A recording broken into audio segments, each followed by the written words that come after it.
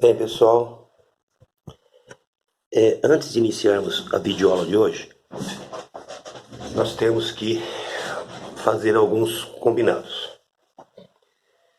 Bem, primeiro combinado, nós temos que escolher um referencial para essas videoaulas. Senão daqui a pouco nós vamos ter aí uma salada de videoaulas e vamos acabar nos perdendo no meio dessa salada. O referencial que eu vou utilizar é a apostila. Então, eu vou seguir o que está na apostila de vocês, a sequência da apostila de vocês, tá ok? O segundo combinado é com relação à anotação do nome da videoaula na página correspondente da apostila. Então, peguem a apostila, abram na página 27,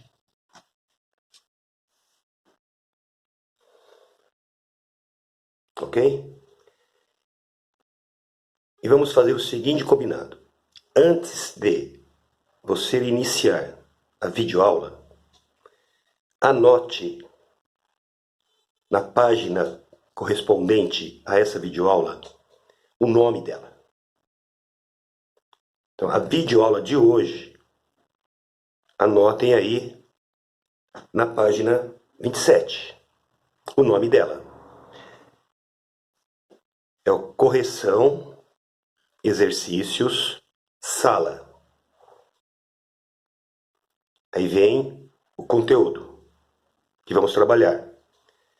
Fase, estado, calor sensível.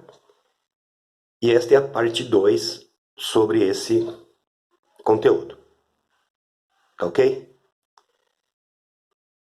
Aproveitando, voltem lá na página 33. Então localizem aí a página 33. E anotem nela o nome da videoaula anterior, que corresponde ao conteúdo que está nessa página 33. O nome é Correção, Exercícios, Sala. Fase, estado, calor sensível. Parte 1. Notaram? Então agora retornem à página 27, que nós vamos resolver o problema 8 ali proposto.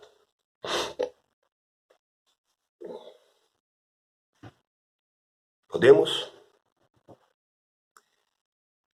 Ele diz o seguinte: desejando aquecer um pouco a água contida em uma banheira, em um dia em que faltou energia elétrica, um estudante esquenta no fogão a gás uma vasilha com 5 litros de água até a temperatura de 90 graus Celsius.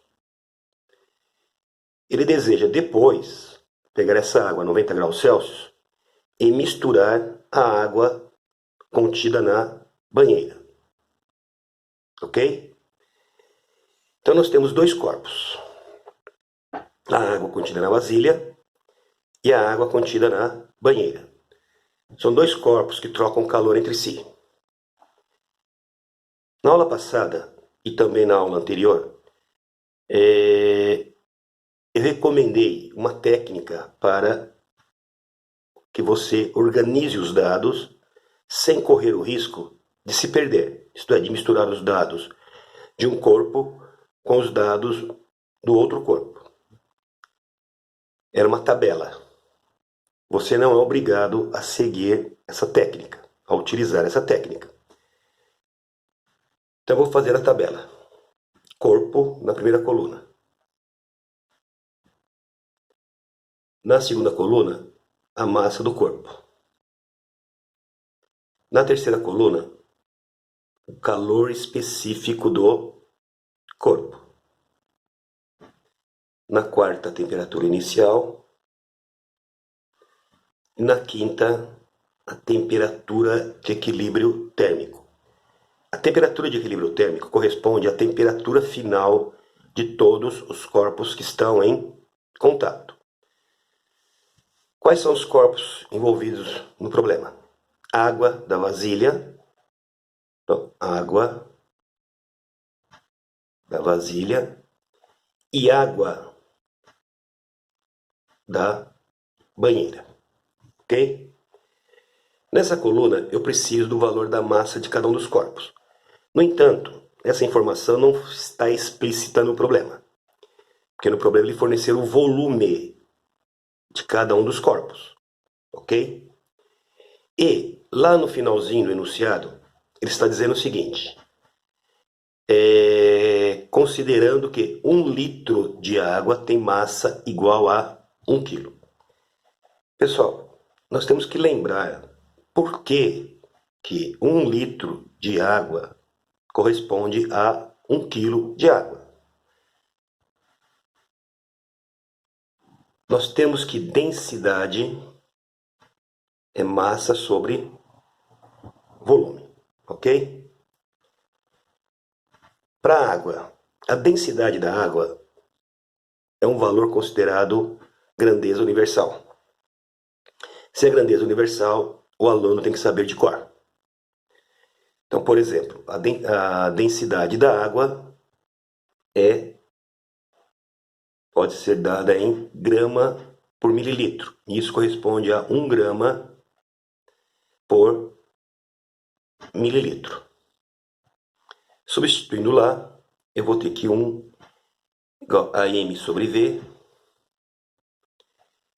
E daqui sai que V é igual a M. Ok? Aqui não está escrito que volume é igual a massa.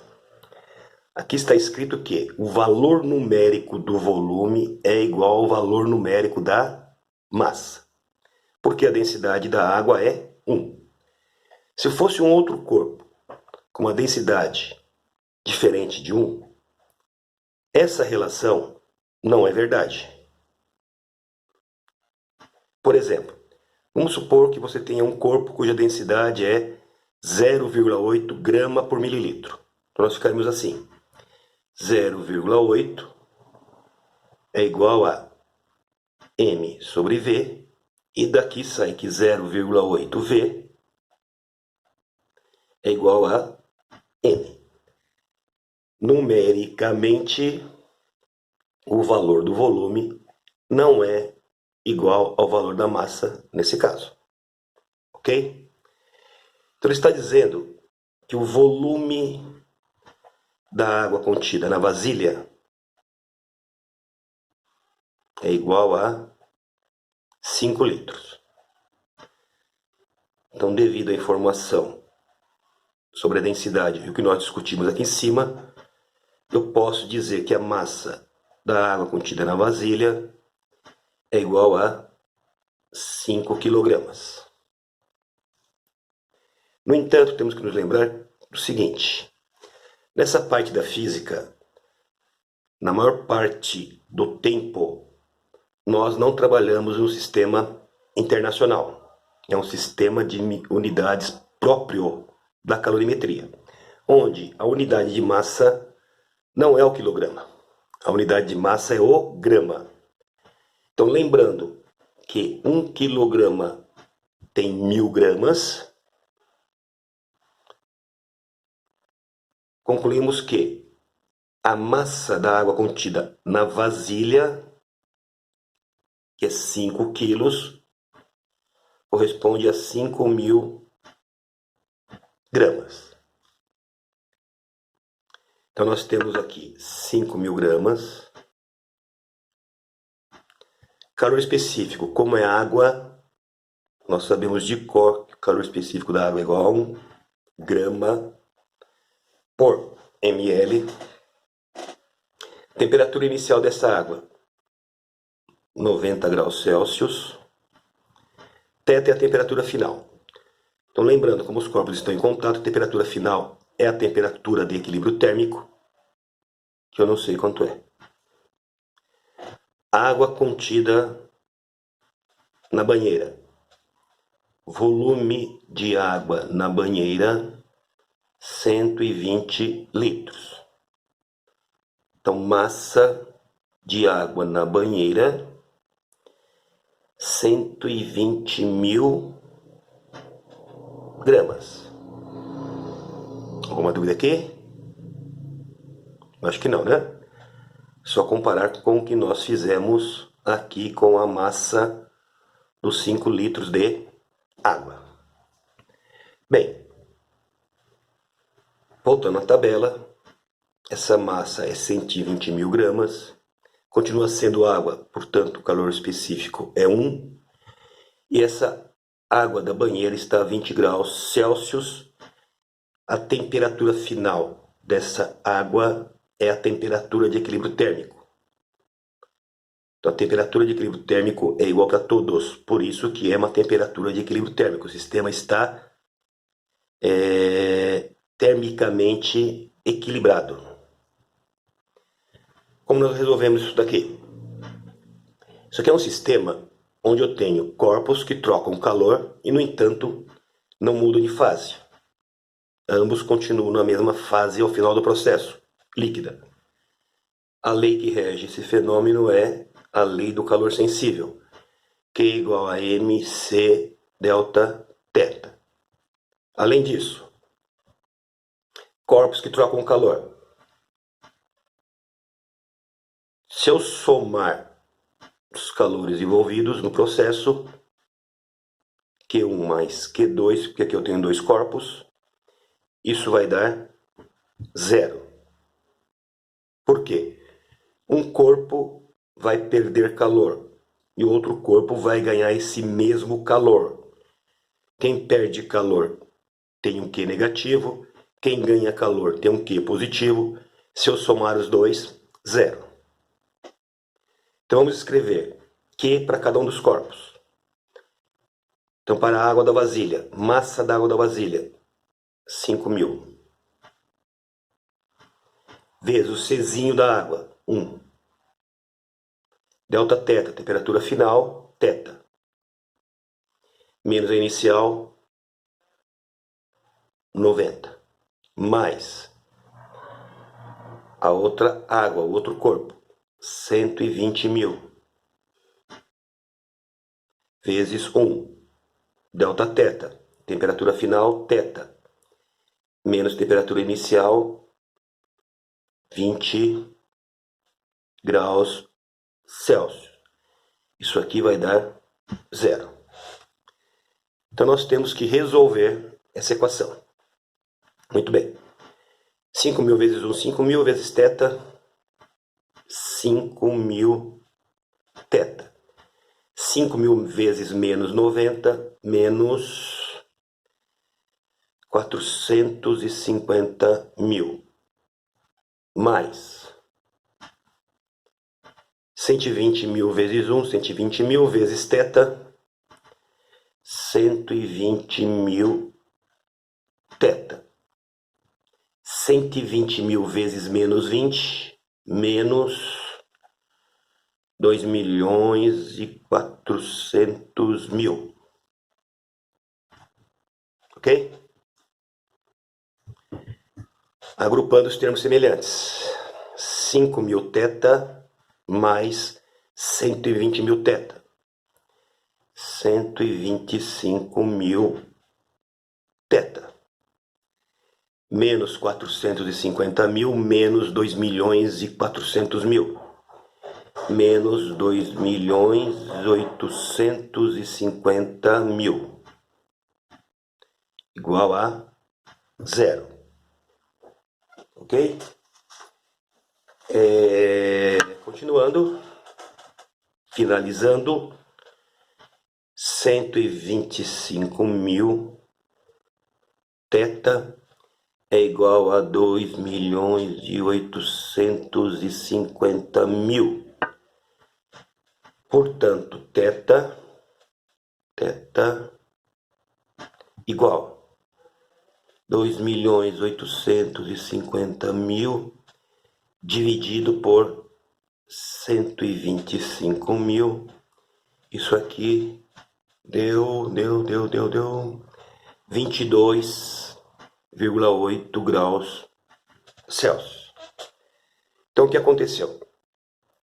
O corpo que tinha uma temperatura de 90 graus, no final passa a ter 22,8. O corpo que tinha uma temperatura de 20 graus Celsius, no final passa a ter uma temperatura de 22,8. Vamos agora à página 33.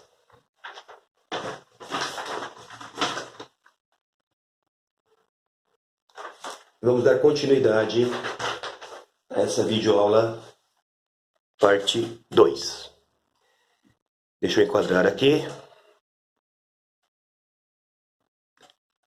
Não estamos enquadrados. Agora estamos enquadrados. Ok. Pessoal, eu vou começar discutindo as atividades 13 e 14. Lembrando que muita coisa que eu não consigo ver na aula teórica, nós vamos trabalhar com situações desse tipo aqui. Na explicação do fenômeno, nós vamos procurar entender o porquê, por exemplo, de uma mudança de fase. Ok? Mas por que está saindo do lugar? Ok. O que está acontecendo aqui? Você observa uma vasilha com água. Você observa uma vasilha com água sendo aquecida no fogão da cozinha da sua casa. Depois de bem quente, antes de ferver, pessoal, quando a água começa a ferver, ela entra num processo de ebulição. Então, o que está acontecendo inicialmente aqui com a água na fase líquida? Ela está ganhando energia, ok? Ela está recebendo calor. Isso faz com que as moléculas que formam a substância absorvam essa energia e aumentem a sua velocidade de vibração, ok? Então, imaginando essa água sendo aquecida, só a água sendo aquecida, ela está recebendo calor. A velocidade de vibração das moléculas aumentam. As moléculas que estão bem aqui na superfície, elas estão sendo atraídas para a parede do recipiente, por exemplo, aqui. Estão sendo atraídas pela molécula que está embaixo aqui. Essa aqui do meio está sendo atraída por uma força, por uma moléculazinha que está do lado. Está sendo atraída pela outra moléculazinha que está aqui do lado. Está sendo atraída pela molécula que está aqui embaixo. Enfim, ela está presa devido a essas forças de coesão. Além disto, sobre a superfície dessa água existe a pressão da atmosfera, a pressão do ar. Tá ok?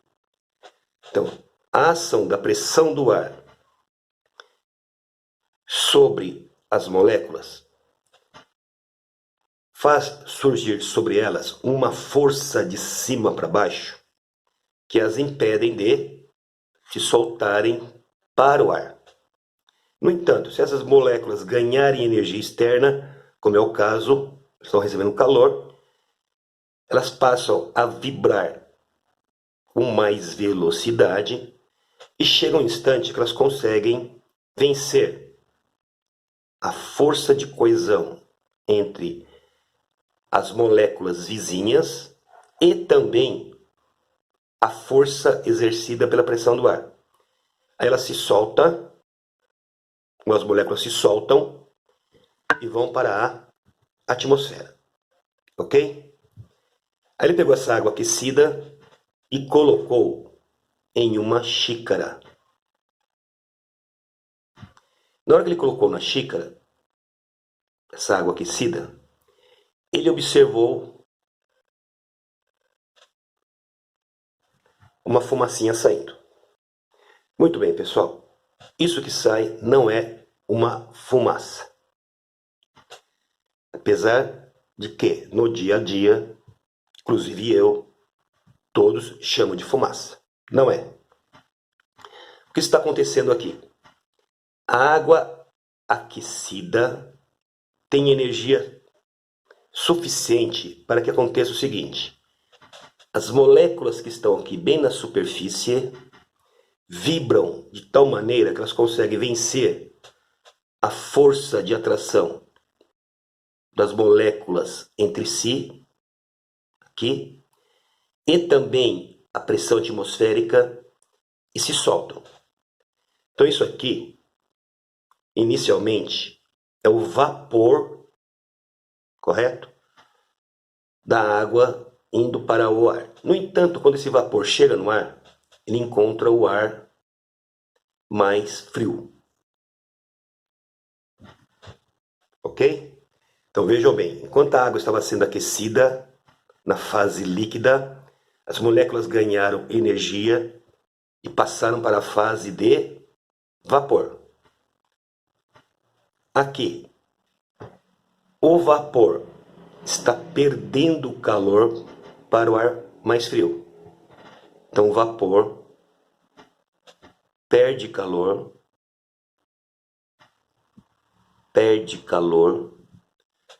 para o ar mais frio. Ok? Se o vapor perde calor, ele vai mudar de fase. Vai passar da fase vapor para a fase líquida.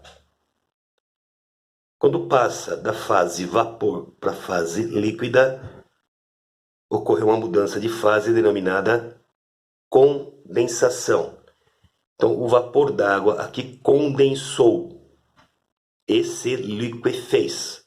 Então, o vapor d'água perdeu energia para o ar mais frio e condensou. Isto é, voltou para a fase líquida. Ok? Então, baseado nessa discussão, a alternativa, pessoal, não foi apenas uma discussão. Nós aqui entendemos, em termos de ganho de calor ou perda de calor, o porquê uma substância muda de fase. Tá ok? Muito bem. Baseado nisso, a alternativa que está explicando a situação proposta é a E. A água inicialmente líquida passa por um processo de vaporização por evaporação. O que ele quer dizer vaporização por evaporação? Nós temos duas formas de vaporização. Por evaporação ou por ebulição. Evaporação é uma vaporização lenta. É como você deixar um copo com água exposta ao sol. Ela vai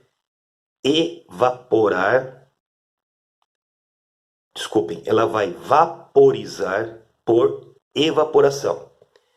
Nesse exemplo da água esquentando, ela vai vaporizar por ebulição. Então, ebulição é uma forma rápida de vaporização. Evaporação é uma forma lenta de vaporização. Aí vapor condensou, formando aquela fumacinha. Na hora que condensa, vira líquido, passa para a fase líquida. E novamente, aquele líquido, aquelas gotículas que condensaram, evaporam para o ar. Por isso que a alternativa correta é a E. Pessoal, eu tenho uma limitação técnica quando eu gravo meus vídeos. Eu não posso passar muito dos 20 minutos, porque senão depois eu não consigo, de forma fácil, postar esses vídeos para vocês. Então, na nossa próxima videoaula, nós vamos discutir a situação 14 e resolver as outras situações propostas aí na página 33. Tenham um bom dia.